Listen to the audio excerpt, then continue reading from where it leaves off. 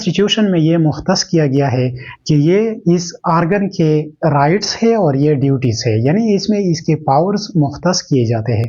और अस्सलाम वालेकुम viewers, this is Ikhtishamul Haq and you are watching my channel hub of competitive exams. So welcome back to our channel.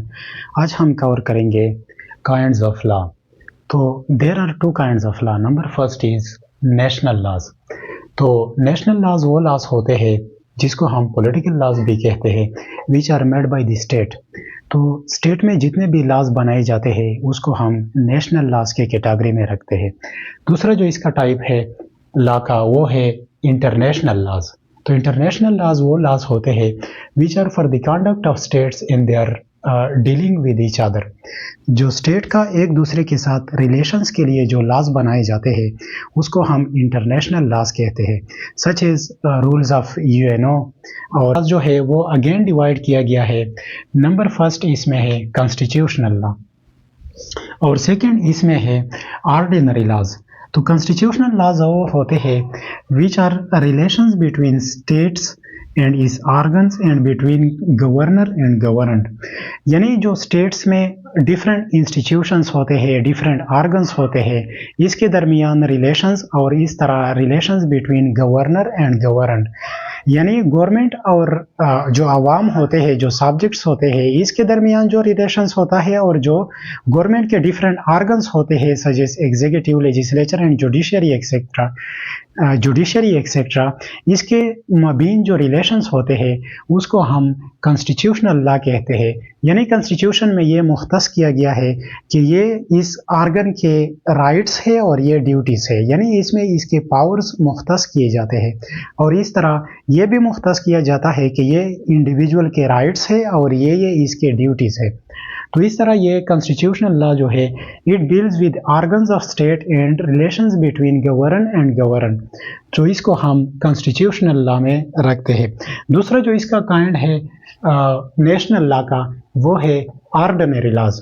तो ordinary laws वो laws है other than constitutional laws, जो भी laws है इसको हम ऑर्डिनरी लॉज की कैटेगरी में रखते हैं। तो all other national laws which are not constitutional law, जो कॉन्स्टिट्यूशनल लॉ नहीं है इसको हम ऑर्डिनरी लॉ कहते हैं। यानी वो नेशनल लॉ जो कॉन्स्टिट्यूशनल लॉ नहीं है वो ऑर्डिनरी लॉ है। तो कॉन्स्टिट्यूशनल लॉ जो है उसके अगेन टाइप्स नहीं है और जो ऑर्डिनरी लॉ है वो अगेन टू टाइप्स में डिवाइड किया गया है। नंबर फर्स्ट इसमें है पब्लिक लॉज और सेकेंड है प्राइवेट लॉज। तो पब्लिक लॉज वो लॉज होते हैं which regulates relation between state और इट्स ऑर्गन्स एंड सिटीजन। तो पब्लिक लॉज वो लॉज होते हैं जिसमें रिलेशन बिटवीन स्टेट और इट्स ऑर्गन्स, यानी स्टेट या इसके ऑर्गन्स का रिलेशन सिटीजन के साथ, इसको हम पब्लिक लॉज कहते हैं। यानी वो लॉज जिसमें स्टेट या स्टेट का कोई ऑर्गन जिसका रिलेशंस होता है एक इंडिविजुअल के साथ, इसको हम पब्लिक लॉ के कैटेगरी में रखते हैं। और दूसरा जो इसका टाइप है वो है प्राइवेट लॉज। और प्राइवेट लॉज वो लॉज होते हैं रेगुलेट रिलेशंस अमंग सिटीजन, यानी जो सिटीजन्स के मबीन जो रिलेशंस होते हैं उसको डील करते हैं, जिसको हम प्राइवेट लॉज कहते हैं। यानी इसमें स्टेट या इसका कोई ऑर्गन मुलव्वस नहीं होता बल्कि अमंग सिटीजन्स होते हैं, इसको हम प्राइवेट लॉ के कैटेगरी में रखते हैं। तो इस तरह ये पब्लिक लॉ जो है अगेन वो डिवाइड किया जाता है between administrative law and general laws. तो एडमिनिस्ट्रेटिव लॉज वो लॉज होते हैं social laws and codes dealing government officials. तो ये एडमिनिस्ट्रेटिव लॉज जो है special laws and codes. In some countries there are special laws and special codes, such as in France special laws होते हैं और स्पेशल कोड्स होते हैं जो सिर्फ गवर्नमेंट ऑफिशियल्स को डील करते हैं। तो इसको हम एडमिनिस्ट्रेटिव लॉज कहते हैं। तो पाकिस्तान में एडमिनिस्ट्रेटिव लॉ का कॉन्सेप्ट नहीं है, यानी इक्वलिटी बिफोर लॉ है। सारे जो सिटीजन्स ऑर्डिनरी सिटीजन हो या वो कोई गवर्नमेंट ऑफिशियल हो, वो ट्रीट किया जाएगा under the same law and the same court. तो इस तरह इसके लिए स्पेशल कोर्ट्स नहीं है पाकिस्तान में, बल्कि in France there are special laws and special courts for government official. इसको हम एडमिनिस्ट्रेटिव लॉज कहते हैं, यानी जो डील करता है गवर्नमेंट ऑफिशियल्स के साथ, इसको हम एडमिनिस्ट्रेटिव लॉज से कैटेगरी में रखते हैं। दूसरा है जनरल लॉज। तो जनरल लॉज जो है relationship of private citizens to state, यानी प्राइवेट सिटीजन्स का स्टेट के साथ जो ताल्लुक है, इसके हवाले से अगर कोई रॉन्ग डूइंग सामने आ जाए तो इसको हम जनरल लॉज की कैटेगरी में रखते हैं। तो एडमिनिस्ट्रेटिव लॉज में जो होते हैं, ऑफिशियल अगर कोई रॉन्ग डूइंग करता है तो उसको स्पेशल कोर्ट में जो है ट्राई किया जाएगा, इसका ट्रायल स्पेशल कोर्ट में होगा, और अंडर एडमिनिस्ट्रेटिव लॉ इसका ट्रायल होगा। लेकिन अगर जनरल लॉ में किसी प्राइवेट सिटीजन से कोई गलत काम हो जाए, कोई क्राइम कमिट करे, तो उसको स्टेट जो है अंडर स्टेट लॉज उसको इसका ट्रायल होगा। तो अभी ये जनरल लॉज जो है उसको अगेन क्रिमिनल लॉज और क्रिमिनल प्रोसीजरल लॉज में डिवाइड किया गया है। और ये जो ऊपर ऑर्डिनरी लॉज है उसको हम ये जो प्राइवेट लॉज है उसको हम सिविल लॉज और सिविल प्रोसीजरल में हम डिवाइड करते हैं। तो सिविल लॉज जो होते हैं described and protect civil rights. इसमें सिविल लॉज जो है इसमें सिविल राइट्स होते हैं, जिसका फ्रेमवर्क जो जिस तरह वो काम करता है उसमें ये डिस्कस किए जाते हैं। तो ये जो सिविल राइट्स है सच एज प्रॉपर्टी, डेब्ट, इनहेरिटेंस एक्सेट्रा, ये इसमें डिस्कस होते हैं और इसमें हम ये डील करते हैं। और सिविल प्रोसीजर जो होते हैं, the method by which civil rights can be protected by state, वो मेथड जिसकी वजह से सिविल राइट्स प्रोटेक्ट करता है स्टेट, उसको हम सिविल प्रोसीजर कहते हैं। यानी वो प्रोसीजर, वो मेथड जिसके ज़रिए स्टेट जो है वो एक इंडिविजुअल का सिविल राइट प्रोटेक्ट करता है, इसको हम सिविल प्रोसीजर कहते हैं।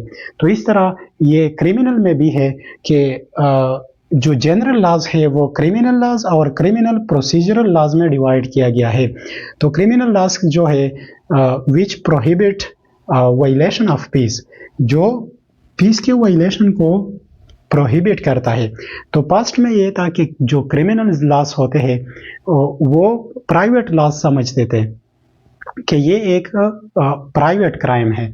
यानी पास्ट में अगर कोई बंदा कत्ल करता था तो स्टेट इसमें इंटरवेन नहीं करता, यानी स्टेट इसमें थर्ड पार्टी की तरह रोल करता था। जो दो बंदे थे, एक कातिल है और एक मकतूल है, इस दोनों के दरमियान ये मसला था और स्टेट इसमें इंटरवीन नहीं करता, as a third party state इसमें काम करता था। लेकिन प्रेजेंटली जो क्रिमिनल लॉज है वो वायलेशन ऑफ पीस इसमें होता है। तो ये जो है स्टेट जो है वो एज ए सेकेंड पार्टी इसमें इंटरवेन करता है, यानी जो कातिल होता है इसके आमने सामने स्टेट आ जाता है एज ए सेकेंड पार्टी, और जो मकतूल होता है वो एज ए थर्ड पार्टी इसमें काम करता है। तो इस तरह जो स्टेट होता है वो एज ए सेकेंड पार्टी इसमें इंटरवेन करता है, और जो वायलेटर ऑफ पीस होता है उसको उसकी ट्रायल होती है और इसको जो सज़ा दी जाती है वो इसके लिए मुख्तस करते हैं।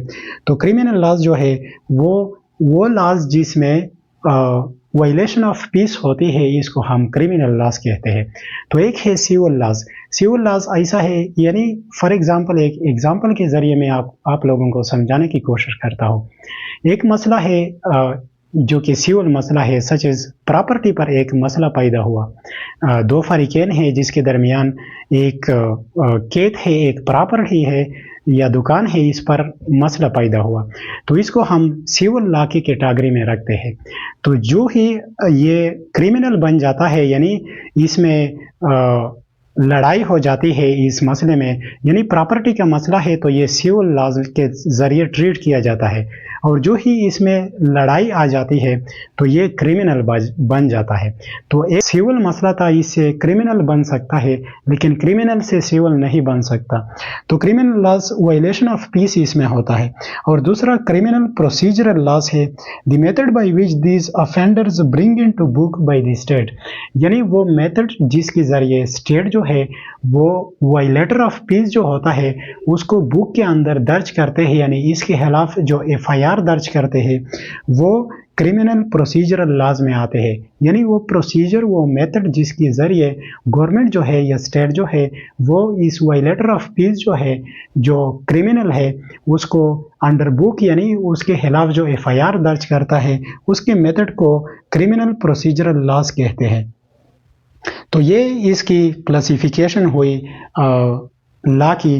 तो अगेन चंद क्लासिफिकेशंस है, classification on the basis of sources. तो सोर्सेज के हवाले से भी लॉ की क्लासिफिकेशन है। नंबर फर्स्ट जो है वो स्टैट्यूट लॉज है। तो स्टैट्यूट लॉज वो लॉज है एनेक्टेड बाय द स्टेट। तो वो laws which are enacted by the state, यानी लेजिस्लेचर्स ने जो लॉ बनाए हैं उसको हम स्टैट्यूट कहते हैं, और ये रिटन शक्ल में होते हैं। तो all national laws are statutes except ordinances and common laws. तो कॉमन लॉ और ऑर्डिनेंसेस के अलावा जितने भी नेशनल लॉज है उसको हम स्टैट्यूट्स कहते हैं। और दूसरा जो है वो ऑर्डिनेंसेस है। Ordinances pass by the executive, यानी जो एग्जीक्यूटिव होता है, जो हेड ऑफ द स्टेट होता है, वो जो ऑर्डर इशू करता है उसको हम ऑर्डिनेंसेस कहते हैं। सच एज पाकिस्तान में प्रेसिडेंट जो है वो हेड ऑफ द स्टेट है, इसको हम एग्जीक्यूटिव मानते हैं। तो वो जो ऑर्डर इशू करता है इमरजेंसी के टाइम में, इसको हम ऑर्डिनेंसेस कहते हैं। तो इमरजेंसी के टाइम में जब लेजिस्लेचर इन सेशन ना हो, तो जब लेजिस्लेचर जो होता है वो इन सेशन ना हो किसी इमरजेंसी के टाइम में, तो ऑर्डिनेंसेस इशू करता है by president. For example corona का जो मसला था, इस वक्त हम एक एग्जांपल लेते हैं कि कोरोना का मसला पैदा हुआ तो उस वक्त लेजिस्लेचर जो है वो इन सेशन नहीं था। तो इस तरह प्रेसिडेंट ने ये ऑर्डिनेंस जारी किया कि इस तरह लॉकडाउन होगा। तो इस ऑर्डिनेंसेस जो है वो इमरजेंसी के वक्त इशू किए जाते हैं बाय प्रेसिडेंट, जिसको लेजिस्लेचर जब सेशन में ना हो। तो ये टेम्परेरी होते हैं। सच इज आई थिंक ये पाकिस्तान में जो है ऑर्डिनेंसेस फॉर 120 डेज होता है, और इसकी अप्रूवल लेजिस्लेचर से ज़रूरी है। यानी प्रेसिडेंट ने ऑर्डिनेंस जारी किया, तो इस ऑर्डिनेंस को जब जारी किया तो ये एक लॉ की हैसियत से इसको इम्प्लीमेंट किया जाएगा। तो जब लेजिस्लेचर जो है वो सेशन में आ जाएगा तो अगेन वो ऑर्डिनेंस जो है वो लेजिस्लेचर से अप्रूव किया जाएगा। तो अगर वो इसको अप्रूव करे और वो ऑर्डिनेंस जो है वो लेजिस्लेचर को अच्छा लगे तो वो अगेन दूसरे टर्म के लिए भी इम्प्लीमेंट कर सकते हैं, लेकिन दूसरे टर्म के बाद वो खुद ब खुद नल एंड वाइड हो जाता है, यानी वो तीसरे टर्म के लिए इम्प्लीमेंट नहीं हो सकता। तो ये ऑर्डिनेंसेस जो होते हैं ये टेम्परेरी होते हैं, और इमरजेंसी के टाइम में जो एग्जीक्यूटिव होता है वो इशू करता है जब लेजिस्लेचर जो होता है वो सेशन में नहीं होता। थर्ड जो है वो है कॉमन लॉज। तो कॉमन लॉज जो है कस्टम रिकॉग्नाइज बाय कोर्ट्स। तो वो कस्टम्स जो स्टेट उसको रिकॉग्नाइज करता है एज ए लॉ, इसको हम कॉमन लॉज कहते हैं। सच एज यूके में जो है लॉन्ग टाइम से एक ट्रेडिशंस जो है वो चला आ रहा था, तो स्टेट ने, कोर्ट ने जब उसको रिकॉग्नाइज किया एज ए लॉ तो वो कॉमन लॉ बन गया। और ये कॉमन लॉज जो है वो अनरिटन शक्ल में होते हैं, और जो स्टैट्यूट्स होते हैं वो रिटन शक्ल में होते हैं। तो उम्मीद है कि आप लोगों को ये लेक्चर समझ आई होगी। मेरी लेक्चर अच्छी लगी तो चैनल को सब्सक्राइब करें और अपने दोस्तों के साथ भी शेयर करें। मिलते हैं नेक्स्ट सेशन में, तब तक के लिए इजाज़त दीजिए। वस्सलाम।